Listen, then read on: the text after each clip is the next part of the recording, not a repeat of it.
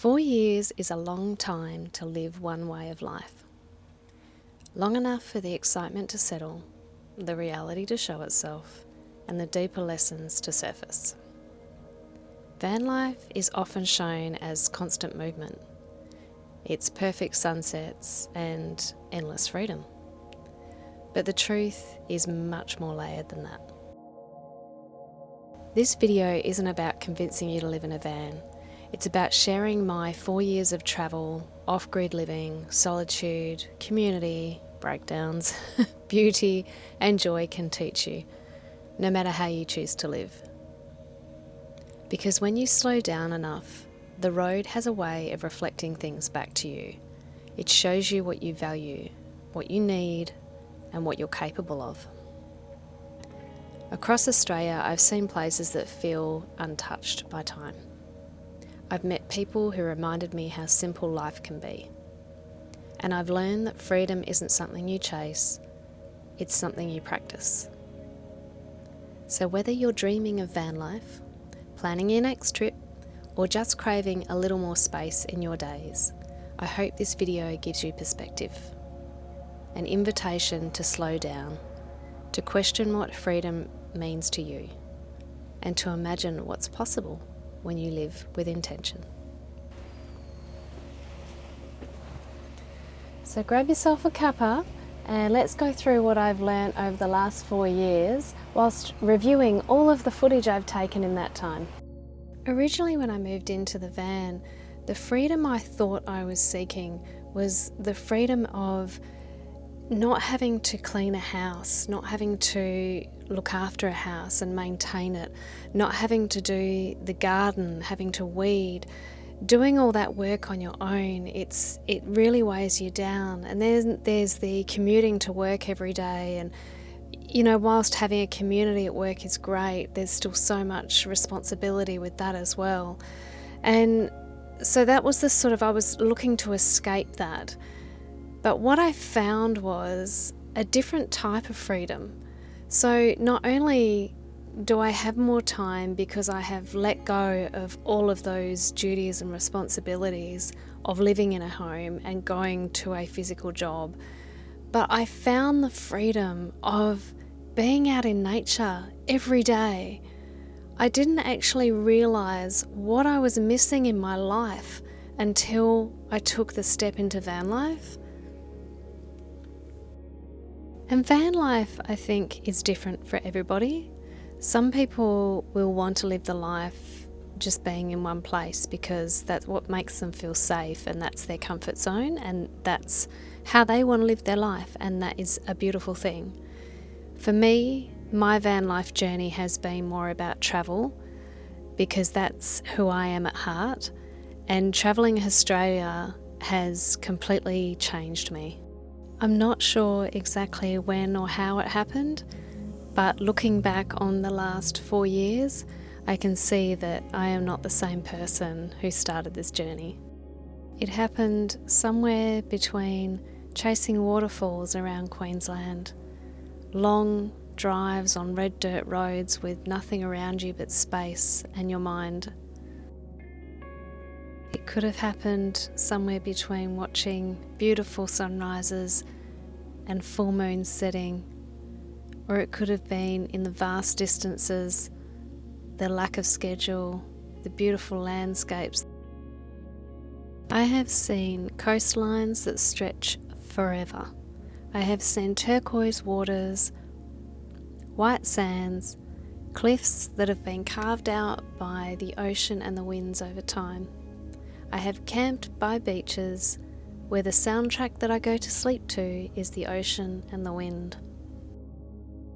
Travelling Australia, I have slowed down and I now take in my surroundings and listen to the land. I pay attention to the energy around me, and it makes me realise just how small I am and how minute my worries actually are.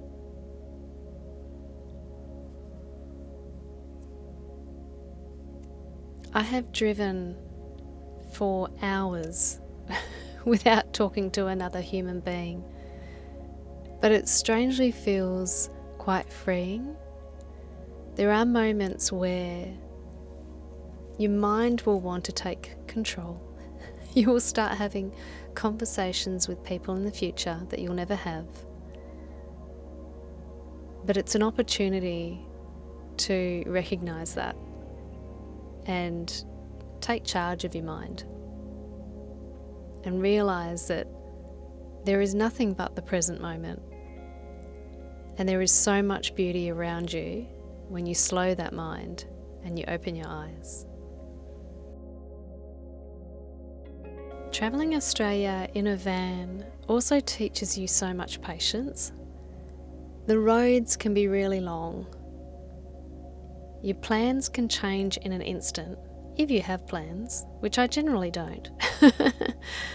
The weather can change in an instant. I have spent one night in heat that didn't get below 30 degrees to the next day going to somewhere that was 12 degrees. So you can have those different extremes of weather in any moment in time.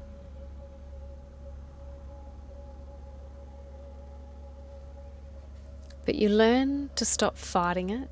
You learn to adapt.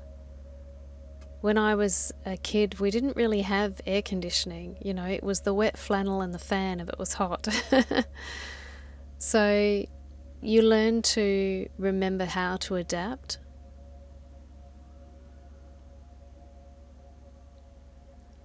And you also learn to trust that if things don't go according to plan, you might actually end up somewhere better than you intended to be.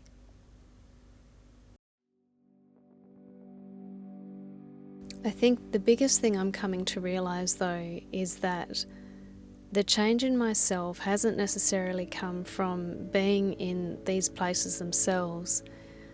It's come from what they've drawn out of me. My confidence has grown quietly over these last 4 years as I've learned to navigate roads that I never intended to drive down. It's built resilience in me when things don't go according to plan. And I now trust myself so much more. My decision-making skills, my instincts, and just ability to handle the unknown.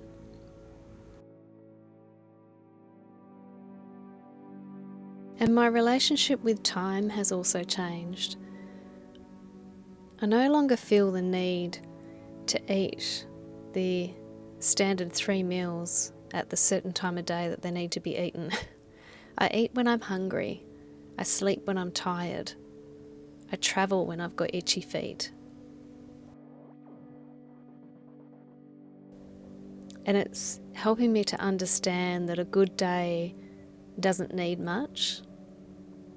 I could be sitting still, listening to a beautiful song, taking in my surroundings, and just having this sense of presence.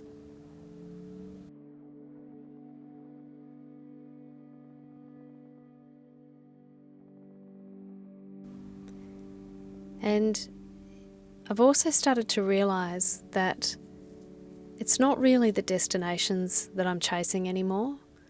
It's about the journey, as they say. I'm collecting moments along the road. Quiet mornings by the ocean where I can meditate and stretch and start my day in a beautiful way. Where I can lie in my bed at night and watch the blanket of stars over me through my skylight before I drift off to sleep.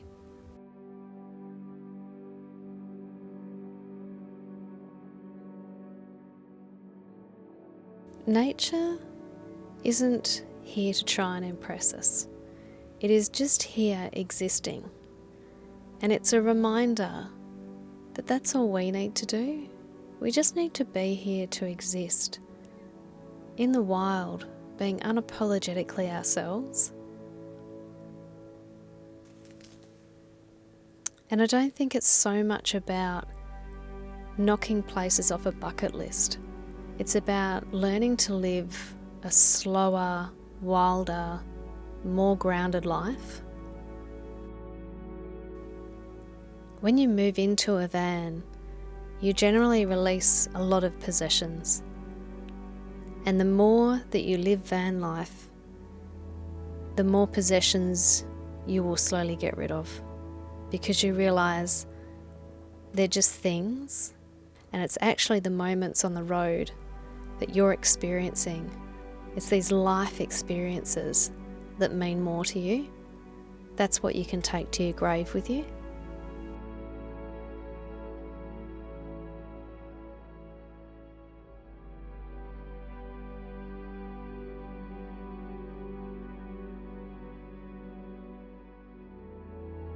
And one of the most unforgettable parts of travelling Australia is the wildlife. It simply becomes part of your everyday life on the road.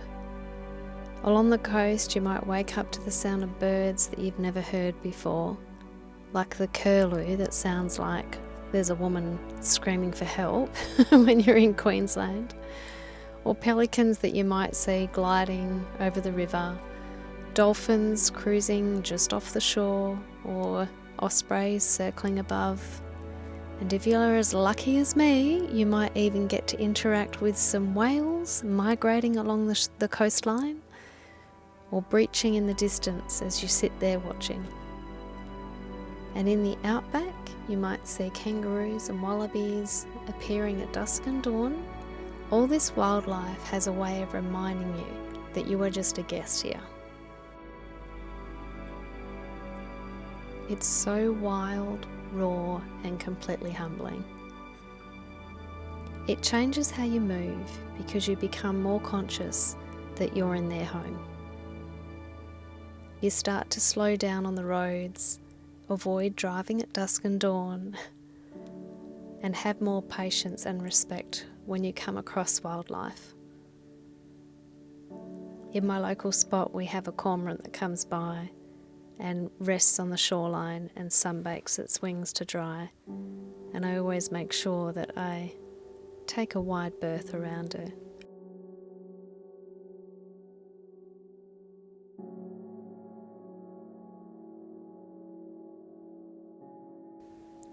After a while, I have found that these wildlife sightings stop feeling like rare moments and more like my family welcoming me to the area.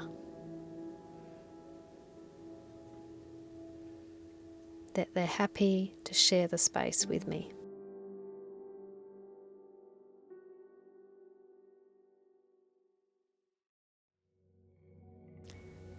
One thing people don't always talk about in van life and travelling Australia is how much you learn not just about travel, but about fixing things.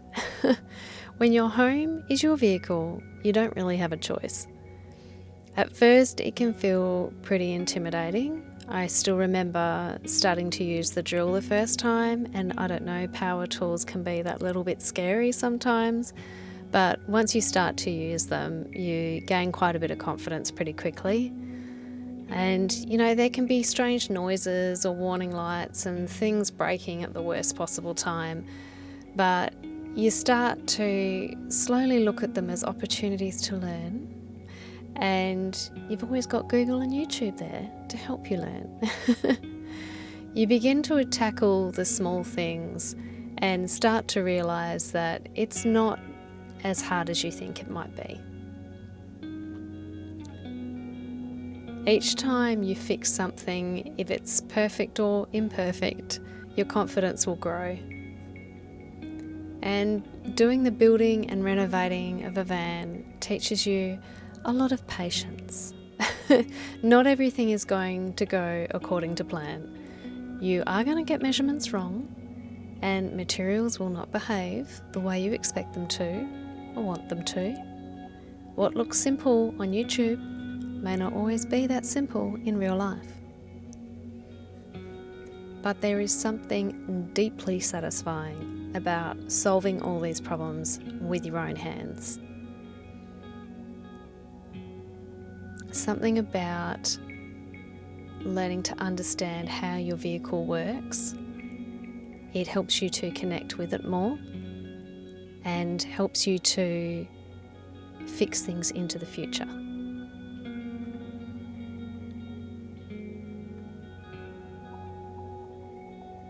You're not going to turn into a mechanic overnight, but you will start to realise just how capable you actually are.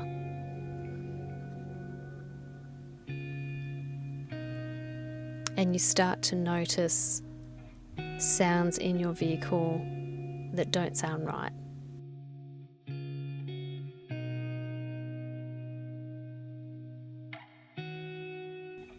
And then you can know when to ask for help.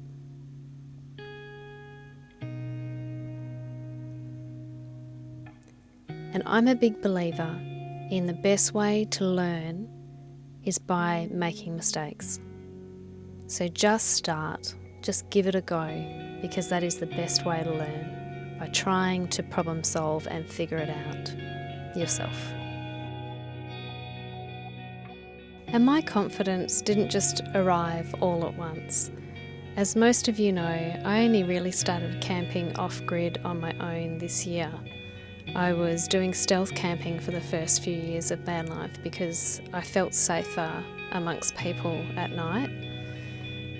But as I have gone and done off-grid camping in campgrounds this year, each night I have spent off-grid, something has shifted. I have stopped worrying about checking my surroundings and I've started settling into them.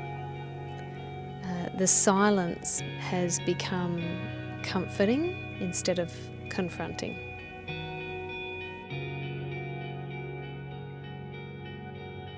And there is a newfound confidence that comes from taking care of yourself in arriving at camp and setting up and problem solving and starting fires and just doing all of that on your own.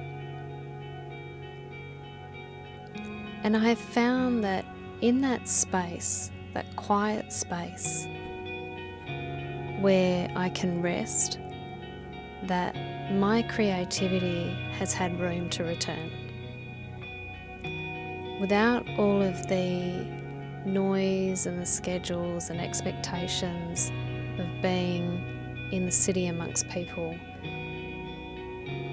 I have softened, I have rested, I have connected with my surroundings more and found inspiration again. It's not forced anymore, it's not rushed. It's a deep, an inner deep feeling that an urge that I want to create.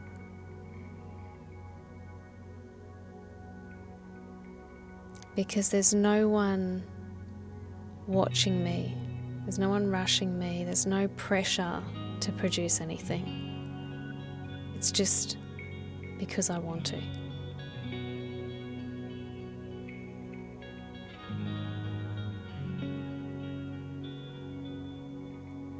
And I think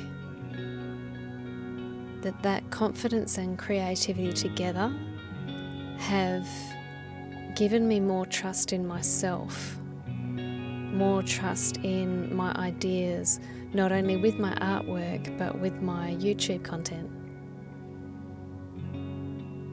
The more comfortable you become alone, I find the more connected you feel with what really matters. I don't believe that solo off-grid camping makes you isolated. I think it makes you present. And it's in that presence that you'll often find parts of yourself that you didn't realise were missing.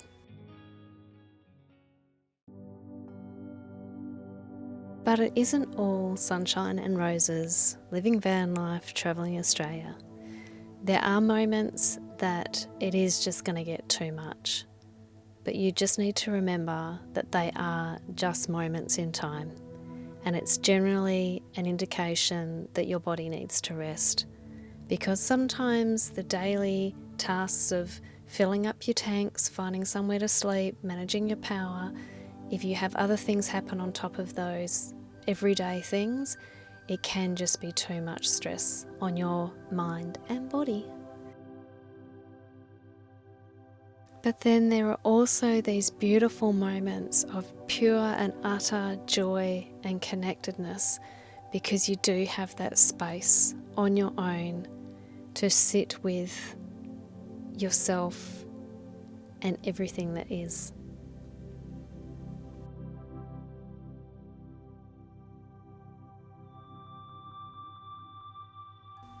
And you will eat many, many, many meals on your own.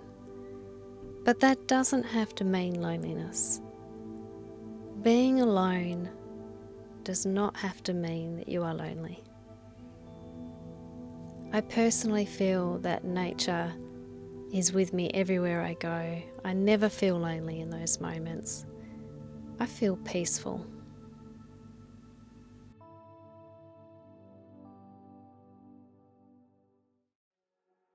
One of the most surprising parts of life on the road is the community. If you are a solo traveller, you might think that van life is a solo journey, but it rarely stays that way. Out here, you meet people who value similar things to yourself. Time over things, experiences over schedules, presence over pressure. The connections you make may not be long-lasting, but they are still vitally important on the road, and you will still take away so much from those interactions. I found that conversations with these people you meet on the road that you do connect with for a slightly long period of time, those conversations tend to go deeper. It's not the surface level conversations about the weather. It's more about life experiences and what you are getting out of life. One of the unexpected benefits of living simply in a van is what it makes possible. When your life costs a lot less, your world can actually become bigger.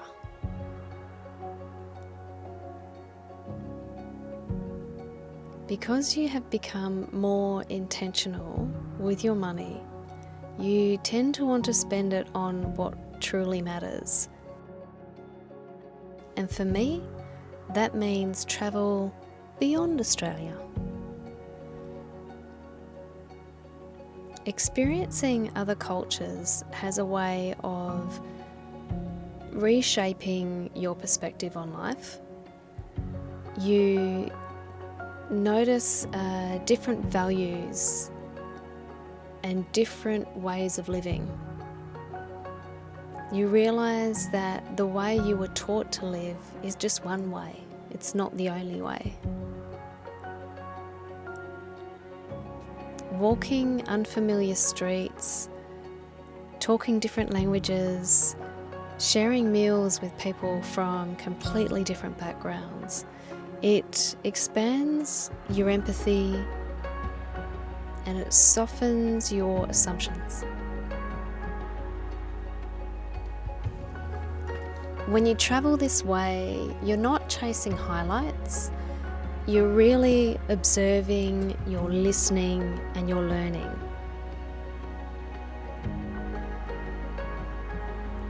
And you start to appreciate how much beauty exists in different ways of life,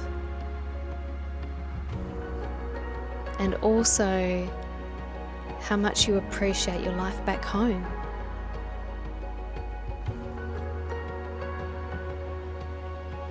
I think that living simply and living van life, it makes you a better traveller, because you need less, you're more adaptable, and you're definitely more present.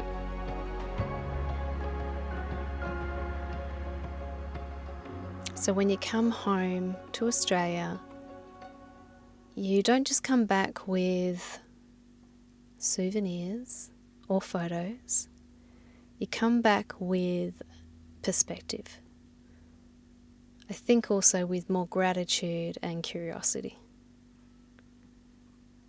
Producing this video has actually been quite moving for me because I've gone back and looked at all my old footage and just really taken stock of everything that I have done in my over 4 years of van life. It has been such an unreal journey. I can't believe how much I have done and achieved in that time. And I think I only started YouTube about 2.5 years ago. But even that journey in itself has been, I've experienced so much growth in that. Even just learning how to use the cameras, learning how to use the drone, learning how to edit, growing this amazing community on this platform has been life-changing, because not only am I sharing my experiences, thoughts with you, but you're also sharing them with me. So it is becoming a bit of a knowledge hub, you know. We're sort of sharing what works and what doesn't work. And which takes me to the next point, that van life is going to be different for everybody. My experience of van life might not be the same as yours. You may not like to travel, but I think that the common denominator is probably, you know, being out in nature. I think that that's probably one of the key things about van life, is that you are constantly experiencing all of the elements that Mother Nature has to provide. And in that, you know, I've experienced some spectacular thunderstorms. I've seen so many beautiful full moons and starry nights. But yeah, I think to come to the end of 2025 and just look back at all of that has just been, it's been really moving. I've really enjoyed it. So I hope you've enjoyed this video. I do want to take this moment to just express my gratitude for all of you again, because I just feel like I'm finding my tribe online, and I feel it's making me feel more accepted in how I live as well. So I hope that that is having that same effect for you. I hope that you feel accepted in how you want to live, and I'm giving you permission to live a life that's different. And I just wish you all the most amazing New Year's. I hope you had a wonderful Christmas, and here's to 2026.